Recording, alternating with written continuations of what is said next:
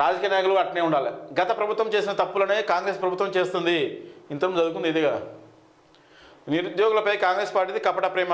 ఎవరంటున్నాను? మన హరీష్ రావు అంటున్నాను. మోతిలాల్ 7 రోజులుగా ఆమరణ నిరాహార దీక్ష చేస్తున్న ప్రభుత్వానికి చీమ కుట్టినట్టు కూడా లేదు.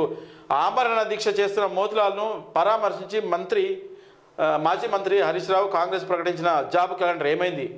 గ్రూప్ 2, 3 ఉద్యోగుల సంఖ్య పెంచాలి. అసెంబ్లీ సమావేశాల ప్రారంభం కాగానే నిరుద్యోగుల సమస్యలపై ప్రశ్నిస్తాం హరీష్ రావు అంటున్నాను.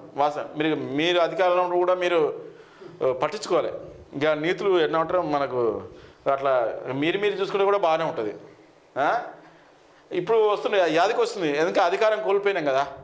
అధికారంలో రావడానికి కళ్ళబొల్లు కప్పులు చెప్తే నమ్మరు. ఎందుకంటే జనాల ముద్రపడిపోయింది.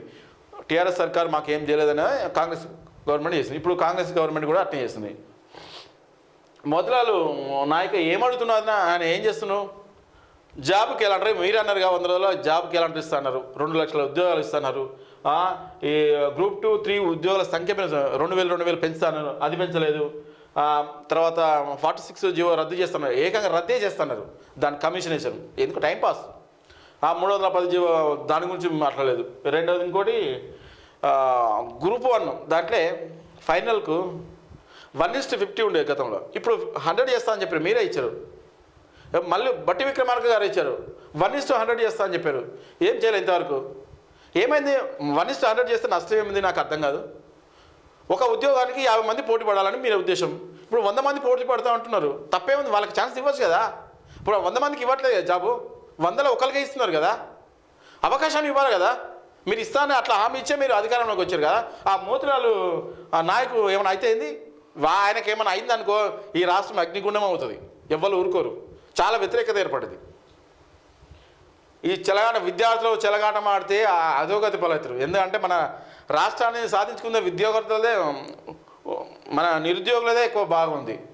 Osmania university, Kakatiya university, Palamuru university, Mahatma Gandhi university, ఇట్లా యూనివర్సిటీలే బాగా త్యాగం చేసినాయి, కష్టపడ్డాయి. మరి వాళ్ళ కృషిని ఆలోచించొద్దా? వాళ్ళకేం మేలు అవుద్దా? 10 ఏళ్ళ కంటే అదే మోసం జరిగింది. ఇప్పుడు కూడా అదే మోసమా?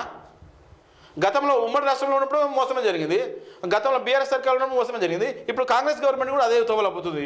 ఇక మరి ఎవరు చెప్పుకోవాలి? మేము ఎవరు చెప్పుకోవాలి? 1:100 చేస్తే అయిపోతుంది. ఆ గ్రూప్ 1 ఆ గ్రూప్ 1 గతంలో చేసింది 2 సార్లు చేసింది. అది కూడా ఆగమాగం చేసింది. అవినీతి. ఈ 3వ సారికి ఏంది? ఫైనల్కు 1:100 చేయండి. అందరికీ అవకాశాలు ఇవ్వాలని మేము కోరుకుంటున్నాం.